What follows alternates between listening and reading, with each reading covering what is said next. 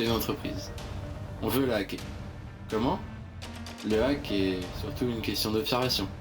C'est comme cambrioler une maison. Tu pourrais foncer, sans réfléchir, et t'attaquer à la porte d'entrée blindée, conçue spécialement pour être impénétrable. Mais tu peux aussi utiliser ton cerveau et commencer à chercher le maillon faible. Une fenêtre ouverte, le proprio qui claque simplement la porte quand il va chercher son pain. La clé cachée sous le tapis. En informatique, c'est pareil. Trouver le point faible et l'exploiter. Et le point faible, qui est présent dans absolument toutes les entreprises, c'est nous, les humains. Et oui, de nos jours, trouver un employé dans une boîte, c'est un jeu d'enfant. Il s'agit à présent de sélectionner le bon, quelqu'un de plutôt jeune avec un emploi pas très technique qui est bingo, Chantal. Et regarde-moi ça, on a déjà un mail, ce qui nous permet de tenter une première approche. Elle a énormément de réseaux sociaux et on peut apprendre tellement de choses sur elle. Suffisamment pour faire une attaque de phishing. Vraiment, Guillaume, tu vas lui dire qu'elle a gagné au loto et tu crois vraiment qu'elle va tomber dans le panneau?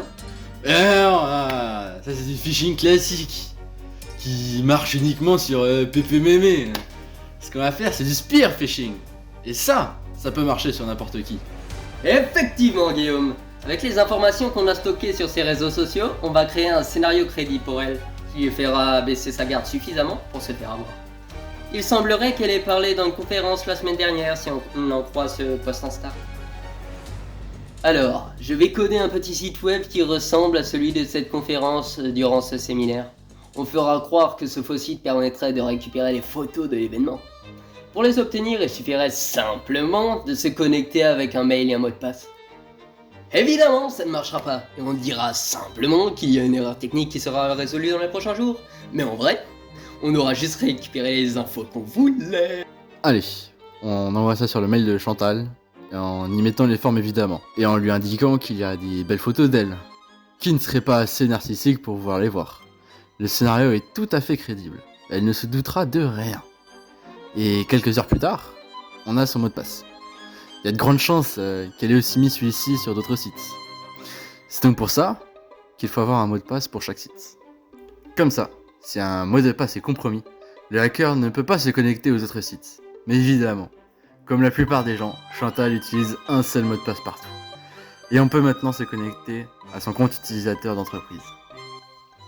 Un exemple célèbre d'une entreprise ayant subi une attaque de spear phishing est Sony Pictures en 2014. Les hackers ont envoyé des emails ciblés à des employés de l'entreprise, se faisant passer pour des personnes de confiance. Ces emails contenaient des liens ou des pièces jointes malveillantes, ce qui a permis aux attaquants d'accéder à des données sensibles, y compris les scripts de films et les informations des employés. L'incident a eu des conséquences significatives pour l'entreprise, tant sur le plan financier que pour sa réputation. En conclusion, pour minimiser les risques dus à l'ingénierie sociale, nous devons appliquer les mesures suivantes. Nous devons vérifier l'identité de la personne qui nous parle, à travers les réseaux ou dans la vraie vie. Par exemple, si notre banquier nous appelle, avant de continuer la communication, il faut raccrocher et rappeler le numéro que l'on connaît, car des arnaqueurs peuvent appeler en modifiant le numéro de l'appel. Nous devons aussi vérifier la sécurité de nos mots de passe. On peut le faire en vérifiant quotidiennement s'il n'a pas été divulgué, grâce au site I Have Been Pwned. Nous devons prendre un mot de passe qui ne peut pas se deviner.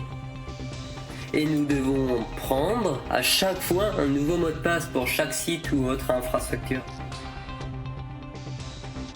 Nous devons également protéger l'accès à l'établissement de potentiels intrus et protéger particulièrement la salle des serveurs et les bureaux.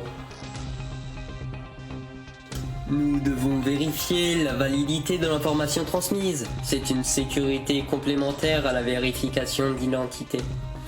Par exemple, une personne a réussi à prendre le contrôle du email d'un patron et envoie aux employés une pièce jointe malveillante.